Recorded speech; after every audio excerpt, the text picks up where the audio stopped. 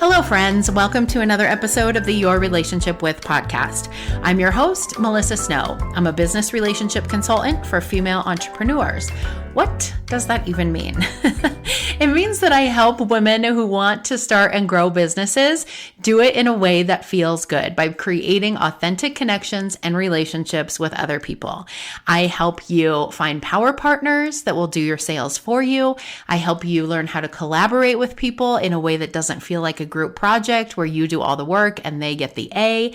And I help you have better relationships with your clients and your potential clients so that you can make more money. Boom. I also am the founder of the Powerful Women Rising Community, which is a group for female entrepreneurs who are growing their businesses together. And it's designed to be everything that you need in order to create more abundance in your business without getting distracted by shiny objects. So if you're interested in learning more about that, definitely check out the link in the show notes. In the meantime, this is my interview with Jenn Possick, who is a Facebook and Instagram ad strategist. And I don't know what it is about the combination of the two of us, but we were on fire for this episode. I think this is the first episode that I've had to mark the explicit button. So if you've got kids in the car, you might want to listen to this another day. There's a few F-bombs being dropped, but it's super fun and very informative when it comes to Facebook and Instagram ads, which I think is something that there are a lot of misconceptions about. So Jenn's focus really is on helping coaches, course creators, and online service-based businesses grow their email lists and fill their launch events through Facebook and Instagram ads. Through her free trainings, her signature Launch Fuel course, her Done With You services, and ads management, she's here to help you create more connections, and more clients. As a former elementary school teacher, she's really good at breaking everything down and making it easily digestible. Jenn lives in St. Pete, Florida, and when she's not riding her bike to the beach, she's at roller derby practice or just chilling at home with her wife, Candace, and their 3 rescue dogs. This is a woman after my own heart with all the rescue animals. So today I am excited to share with you my interview with Jenn Possick on your relationship with Facebook ads.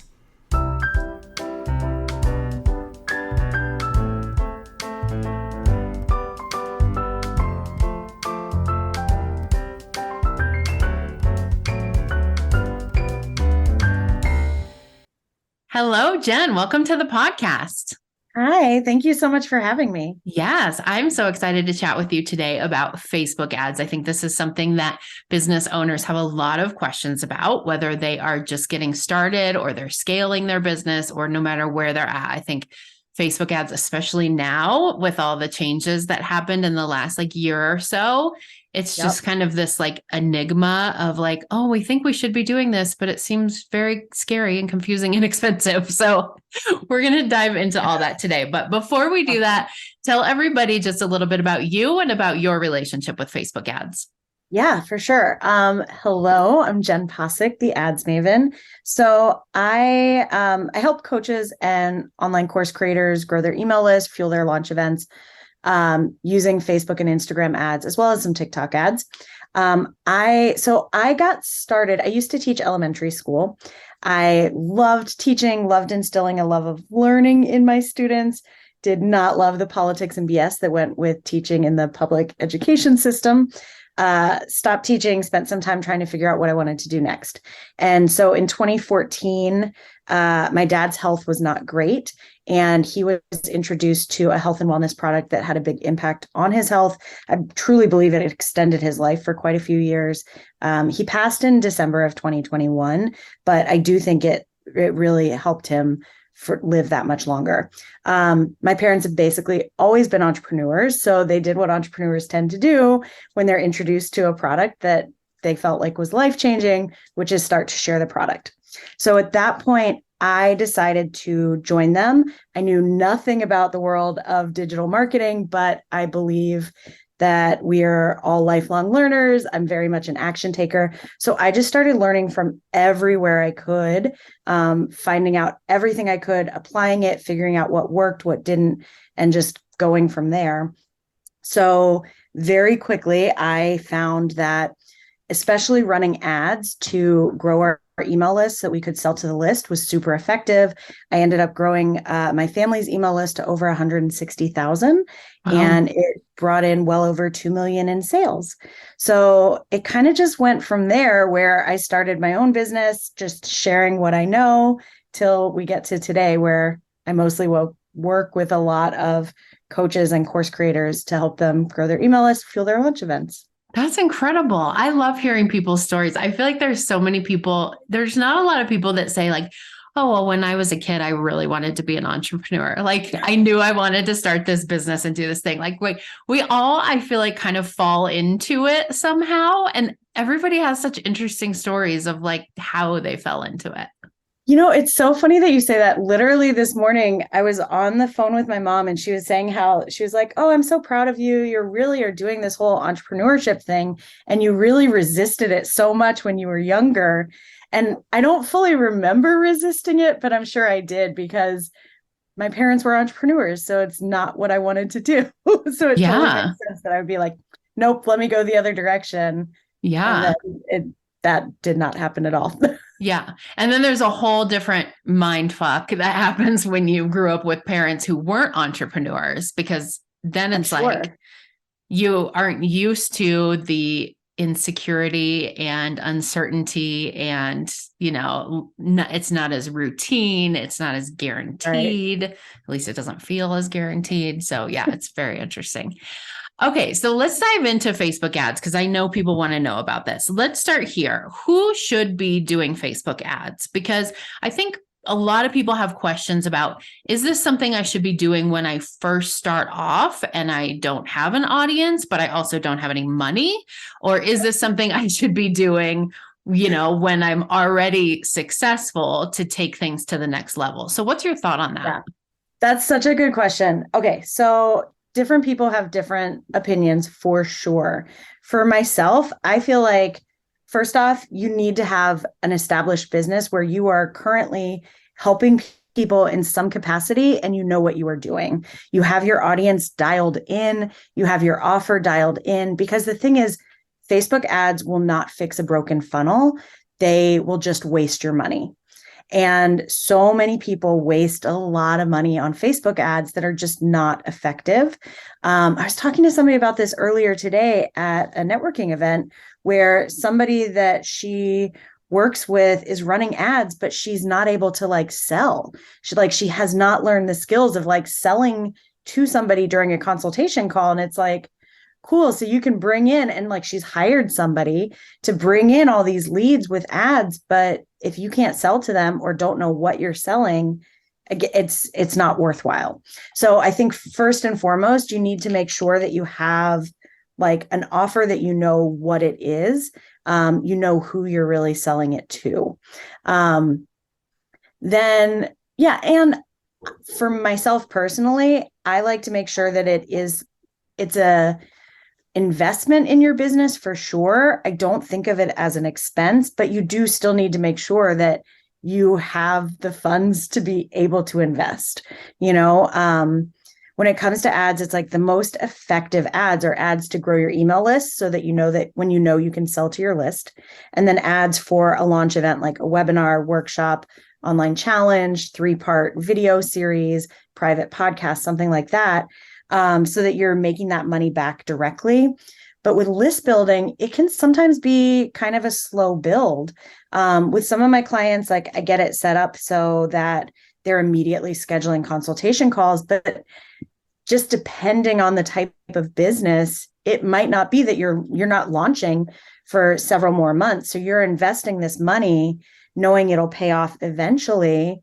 But so to me personally, I want to make sure that you have the money to be able to invest in it, if it is going to be that slow build. Right. So it sounds like it's not necessarily what some of us have been led to believe is this magic wand of Like you and I were talking before we started recording, like one of my mentors from years ago, she built her business on Facebook ads. And it was right in the beginning of Facebook ads. It was right in the beginning of coaching even being a thing, right? So it was like right place, right time. And then continue to teach like Facebook ads are how you grow your business. So when I first got my coaching certification, I was like, okay, Facebook ads, that's what we're doing. I did them myself. It was amazingly horrible.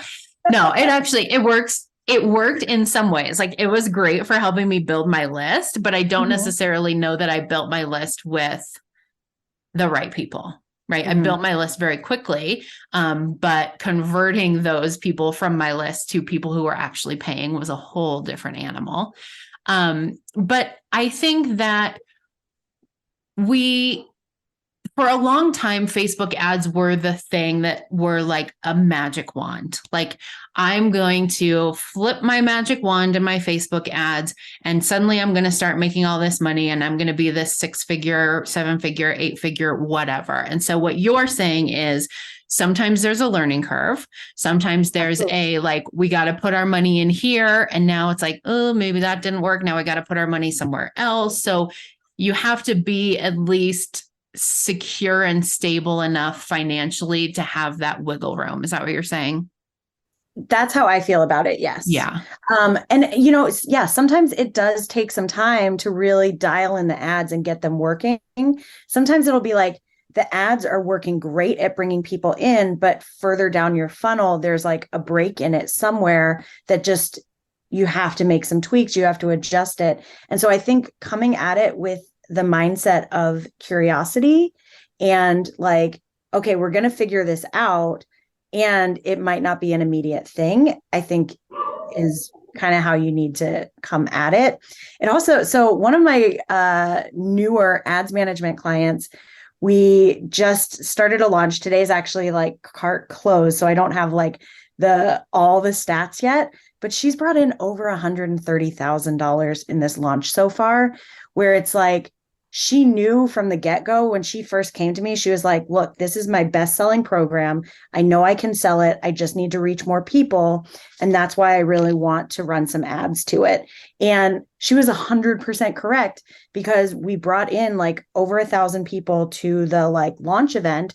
And she has a 6-figure launch already, and it's probably going to sell like a good amount more before the day is over. And it's like, that's exactly when you know you want to run ads, is when you have pretty much exhausted your warm audience, but your warm audience is responsive, it's working, your business is doing the thing, but you need to scale it up. And yeah, that's, I think, exactly when ads are the ideal. Yeah, that makes sense. So you touched on this a little bit in the beginning. You mentioned that ads were really good for list building. Absolutely. Is that the best way to be using Facebook ads? Because you can also use them to like promote events. You can use them to, I know a lot of people use them to sell their like evergreen low ticket, like, hey, get my $7, whatever. I don't know why they're all $7. Get my $7 thing. Or there's a lot of different uses for them. So have you found some more effective than others? Yes. And I mean, so much depends on your business and just how it works. So what might work best for you might not work best for somebody else. But yeah, in general, list building is the first way that I suggest running ads to grow your business, especially if you really dial in the funnel so that you are getting those consultation calls or that you are selling something from the get-go. With the slow funnels, like the self-liquidating offers, those absolutely can work. And that is a much harder funnel to make it effective. Typically, I would expect if you are running at, let's say it's a $25 thing, I would expect to pay roughly $50 per person to get them to purchase your $25 thing. And then you have to make sure that you've got the upsells in there, because really people make money on the upsells, not on the upfront low ticket offer. Right. So that one in general is like, it's a harder funnel, but I know for a while there, it was like, this is what you should all be running ads to. And it's like, yes. And it's a little bit harder for sure. Yeah. Yeah. Okay. I'm not going to go down my ClickFunnels rabbit hole. I'm going to stay away from that conversation. Okay, so I mentioned before, I don't know why I'm such a goofball on this episode. I'm usually not this ridiculous.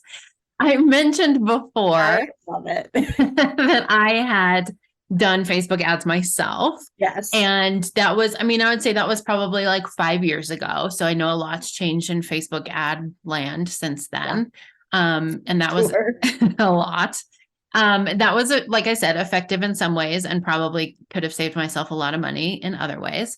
So is it ever a good idea to do Facebook ads yourself? Honestly, no. Okay. Like when I first started learning ads, like I did mostly learn them myself, and I spent a whole lot of time. And I wasted a whole lot of money. Like when I first got started, I was running my ads for list building, running them for traffic because I just didn't even know any better. And now, like the idea of somebody running them for traffic, I'm like, oh my gosh, I talk about it all the time that like, no, you cannot do that in the same way that like, no, stop boosting posts because it's just going to waste your money. Instead, you have to run the ads inside Ads Manager, run them for leads, run them for purchases, depending on if it's a free thing or a paid thing. Mm-hmm. So, ultimately, you're going to waste time and money. Mm-hmm. But it's like, what level of support do you need is based on where you're at with your business and how much time do you have available to you versus how much of an investment do you want to make financially versus time-wise. Right. Okay. That makes sense. Where do we need to be? Like, how do we know we're at a space where we're ready to hire, where we're ready and where it's a good idea for us to hire somebody, for example? That's a good question. So typically I recommend an ads budget in ad spend of roughly $1,000 a month. So I think that that's a good place to know that you're at if you have that in your budget and you're able to have a little bit more to spend for that help as well. Mm-hmm. Okay. Awesome. Yeah. Is there anything else? I know there's a lot that we could talk about around Facebook ads, but just off the top of your head, is there any burning like, oh my gosh, I wish people knew this thing about Facebook ads? I feel like I'm a broken record about it, but I think the biggest thing, because people still do it all the time, is stop boosting posts. Yeah. And the reason for it. So the algorithm is brilliant. It knows way too much about us. And it's kind of like a living thing because it's always learning more and getting smarter. Like the things that I suggest now, I didn't necessarily, not everything. I didn't always suggest those things like a year or two ago. And it's because as the algorithm grows, things change. So, which can be a little creepy, but we also can use it to our advantage. And one of the coolest things about it is the algorithm knows how we use Facebook. So it knows who's most likely to scroll, who's most likely to engage with a post, who's most likely to click to an external site, and who's most likely to sign up as a lead or a sale. And so when we let me back up. When we boost a post, we're typically either doing that for engagement on the post, which is likes, comments, clicks, and shares. Mostly it's just a lot of likes. Or you could run it for traffic, which means they click to your website, but it does not mean that they are going to convert.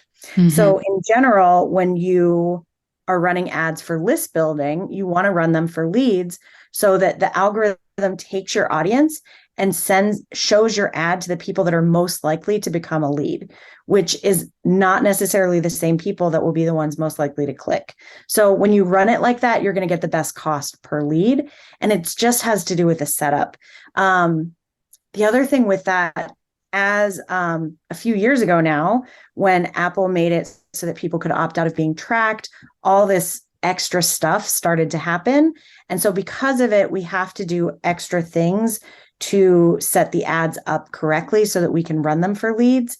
One of the things is make sure that your landing pages and thank you pages are on a domain that you own. Mm. So either your own domain or a subdomain, that's going to make a big difference. It's just going to make it so much easier because we have to be able to verify the domain and then set up some other pieces. So it's the trickiest thing because if you're not running ads on a regular basis, it's all like tiny little technical things that are very easy to mess up. And that's one of the biggest pieces of where you should get some support.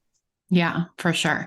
I do think that's an important topic that you bring up. And I think that's another one of these like myths about Facebook ads that we need to talk about is like, I feel like after those changes happened with Apple, all of a sudden it was like Facebook ads don't work. You can't do Facebook ads anymore. This has ruined everything for Facebook ads. No more Facebook ads. And you're saying that's not necessarily true, but there's some workarounds and some things that you have to know in order to make it work now. Yeah, it's definitely not true. And I mean, again, like I have one client through ads, we just had a 6-figure launch, like, and I'm seeing like, it's so interesting because for a while there was all this talk about, and I was seeing it too, that ad costs were going up. But recently, like I've seen ad costs be very reasonable. Like typically I have multiple clients that are getting list building ads in between like $1 to like $3 a lead, which is like amazing. I have one woman who is in my Launch Fuel course who is getting 21-cent leads. Wow. Now I will say like it depends so much on your audience. Like she helps people like with quilting, which like I work with entrepreneurs. If I'm running ads for entrepreneurs, those are more like $5 to $15 leads, like entrepreneurs with established businesses are definitely more expensive than targeting somebody with their hobby. Right. Yeah. But the return can be a lot greater too, because an entrepreneur is going to spend more on stuff on an investment for their business than somebody for crafting things. Right. Right. So ad costs have gone back down. Yeah. That's awesome. Good. Yeah. Good to know. This is such good information, I think, especially for a lot of people who are newer in business. And I think it's part of the reason that I even started my business to begin with is because I feel like there's so much noise out there of like, you should do this and you shouldn't do this. And if you want to build your business, you have to do this thing and you have to do it this way. And I'm trying so hard to just shut all that down. Well, the thing that's so crazy about that, because there are definitely people that are like, it's only this way. And I think that that's never true.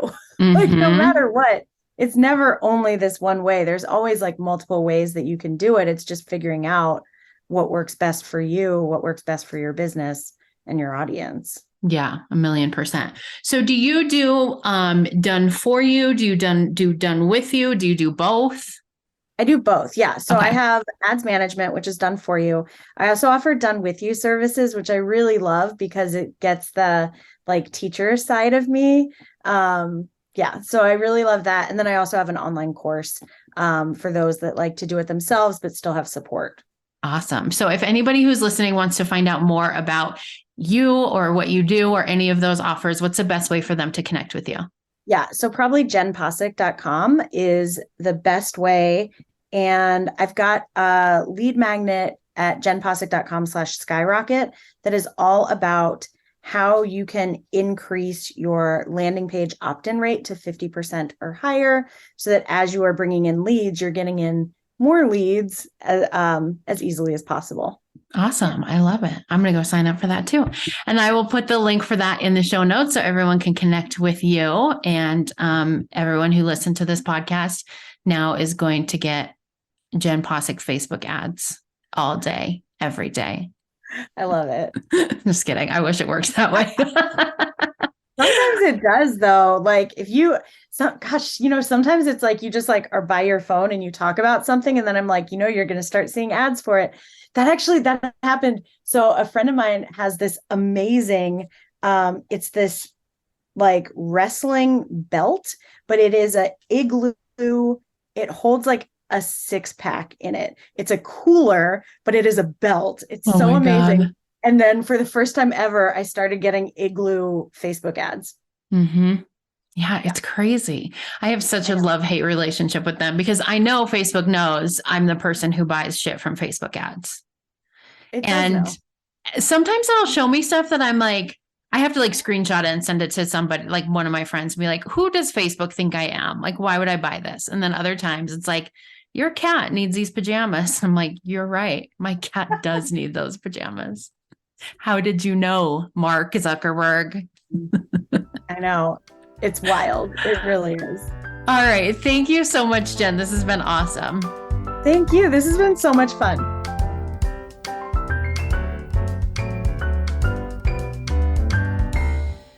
Thank you so much for listening to the Your Relationship With podcast. If you liked what you heard, we would love for you to subscribe and leave us a review. If you want more information about the Powerful Women Rising community or about our monthly virtual speed networking event, check out the link in the comments. We'll see you next time.